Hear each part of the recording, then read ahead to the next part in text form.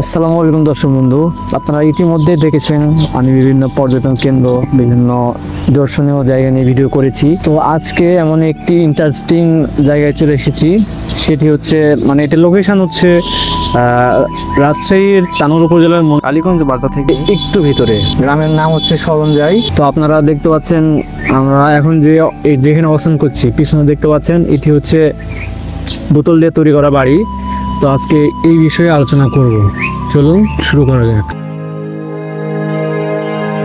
আমরা অনেকেই প্লাস্টিক বোতল ফেলে দেই, কিন্তু আলমগীর হোসেন ভাই সেটাকে ব্যবহার করেছেন সম্পদের মতন। তিনি বাড়ি বানিয়েছেন 25,000 বোতল দিয়ে। এই বাড়ি তৈরিতে ব্যবহার হয়েছে প্লাস্টিক বোতলের ভিতর বালি মাটি ভর্তি করে সিমেন্ট আর পিলার দিয়ে গাঁথা হয়েছে দেওয়াল। পুরো বাড়ি নির্মাণে খরচ হয়েছে মাত্র 2,50,000 টাকা। তো আঙ্কেল, এই যে বোতল দিয়ে বাড়ি করছেন, এটার আইডিয়াটা আসলে কিভাবে আসলো আপনার কাছে?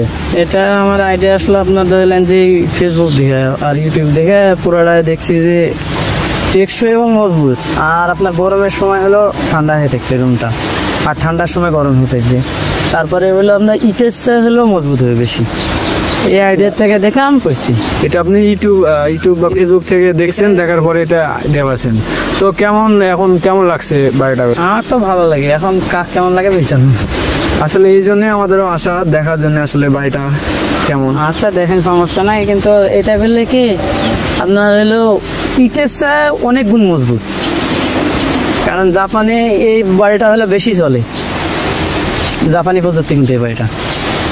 আচ্ছা আঙ্কেল, ধন্যবাদ। আলমগীর ভাই বিদেশ থেকে আসার পরে ভেবেছিলেন নতুন কিছু করবেন যাতে পরিবেশের উপকার হয়, তাই এই বোতল দিয়ে বাড়ি বানানোর চিন্তা ভাবনা করেন। এই বাড়ি দেখতে প্রতিদিনই লোকজন এখানে ভিড় করে, কেউ ছবি তুলে, কেউ বা ভিডিও করে। পরিবেশ বান্ধব এবং সাশ্রয়ী নতুন কিছু করার ইচ্ছায় বদলে দিতে পারে সমাজকে। প্লাস্টিক যেখানে দুশ্চিন্তার কারণ, আজ সেটা দিয়ে তৈরি হচ্ছে নতুন এবং সৃজনশীল ঘর। এই ছিল আজকের ভিডিও। ভালো লাগলে অবশ্যই লাইক, কমেন্ট, শেয়ার করবেন এবং সাবস্ক্রাইব করে পাশে থাকবেন। দেখা হবে নতুন আরেকটি সুন্দর জায়গায়।